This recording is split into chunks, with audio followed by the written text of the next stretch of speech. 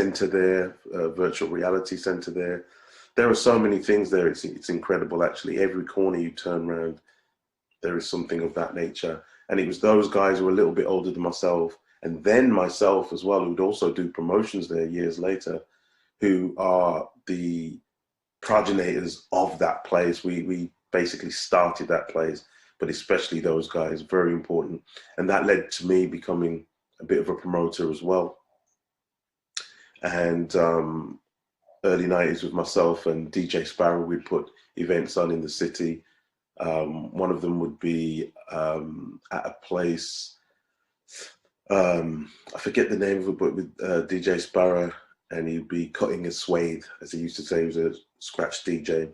And we'd have open mic nights and things of that nature. And these were some of the first ones. This is about 92, 93, in a place called Marco Polo.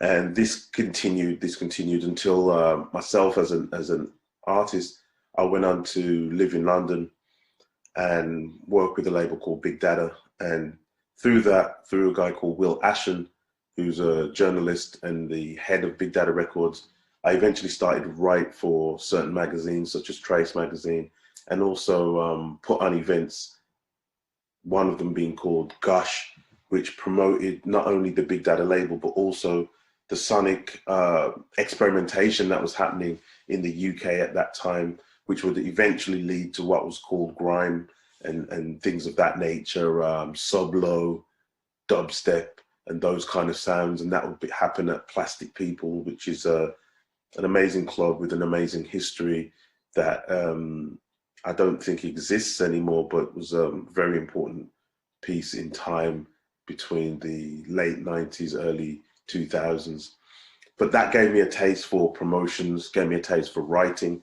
I continued with this until many years later, while still recording, also doing little bits of films and things of that nature, began to put on more events.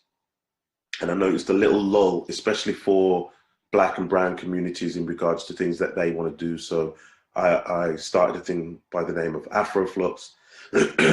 And this was a place and a space for people to just sit down and relax and be able to explore themselves, their nature, who and what they are, as far as things like life drawing, film showings.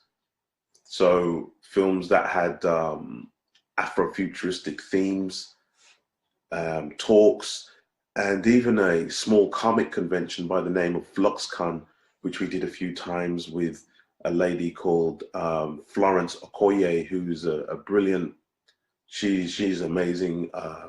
She's a historian, she's a scientist, she's an Afrofuturist, she's a writer, illustrator, and she was very instrumental in helping put together the first couple of FluxCons, where we got Black, brown, Asian women, writers, scene makers, comic artists and illustrators, cosplayers. We've had it all come down and be able to see themselves, basically. Oh, you know, to know that there's other women, there are other South Asian men that are into anime, there are other Black guys, there are Black comic writers or Asian science fiction writers and speculative fiction writers. So that's something we've been doing for the last few years, since 2016, I think, was the first one. And then that joined onto the B-Side Hip Hop Festival, which the first one of that was in the later point of 2016. And B-Side is a group of directors, each one having specifics. So within dance, contemporary dance, so say dance like hip hop dance, b-boying, popping, locking, whacking, things of that nature. Then there's that's Break Mission, and there's Marceau with the more contemporary mixed in with hip hop. There's graffitiartist.com with the graffiti and street art, and then myself, who kind of makes sure that the Black voice is not lost in the mists of time or in the midst of all of it. And I kind of present with Afroflux the Black voice of graffiti or of dance or of b-boying. So knowing that hip hop culture has come out of that, we want to make sure that it keeps that voice and keeps that little spirit of the unheard keeps being heard within it. But we've presented the B-side, like I say, 2016, 17, 18, 19, and 20, and have even done it this year within Coventry, which is the city of culture this year.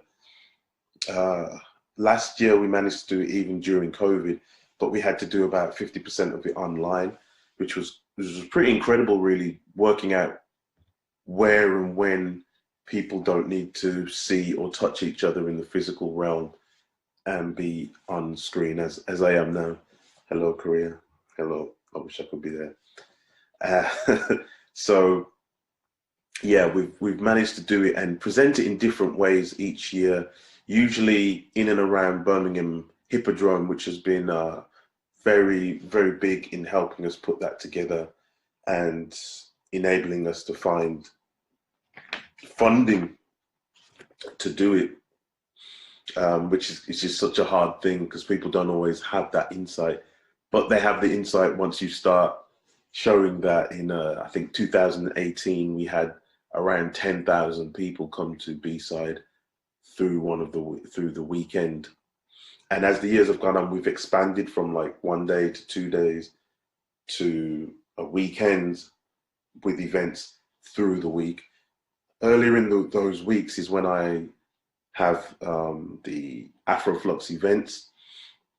So we've had people like Dr. Martin Glynn come through and talk about mental health, dub poetry, and his journey through illness and wellness as he's become an older man. He used to be, into reggae and then hip hop as well.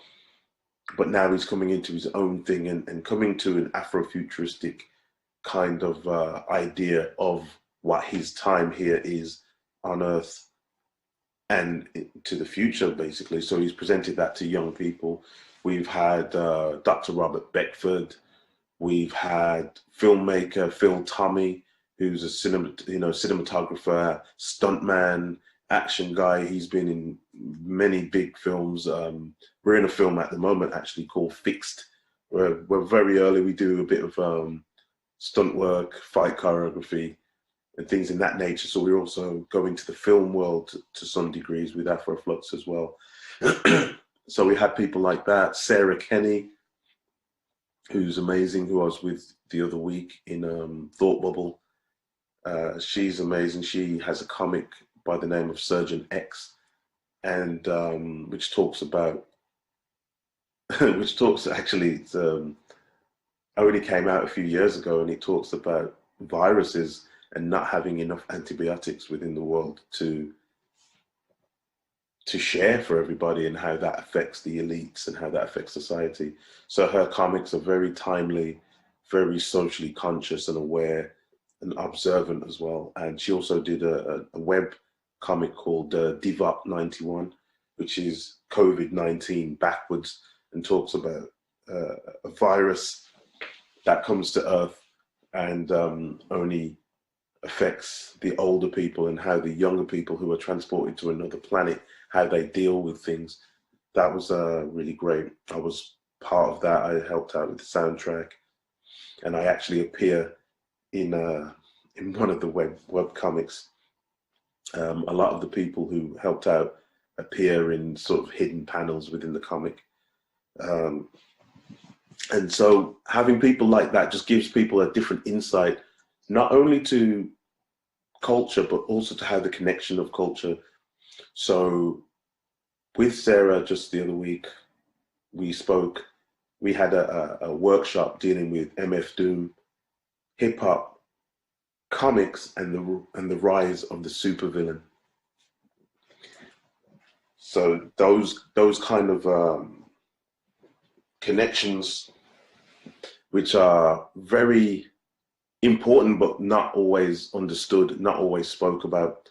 When you have a movement such as comes from comic books, or comes from kung fu, or comes from film, so it shows the connectivity between these different subcultures and subgenres, And that's something that we really highlight with Afroflux, and bring that to B-side as a hip hop festival that has, you know, thousands of b-boys, dancers, poppers and lockers turn up for it, for the Break Mission events. We managed to put hundreds of pieces of art up and around the city, mostly around the city centre, but also spreading out further and further each year. And it's just incredible to see, basically, to light up the city, especially in the dingy parts of the darker streets that aren't lit up, that aren't decorated, and not visited as much as well, which is incredible, and seeing people's eyes open up. Within that street art and the Afroflux side of it,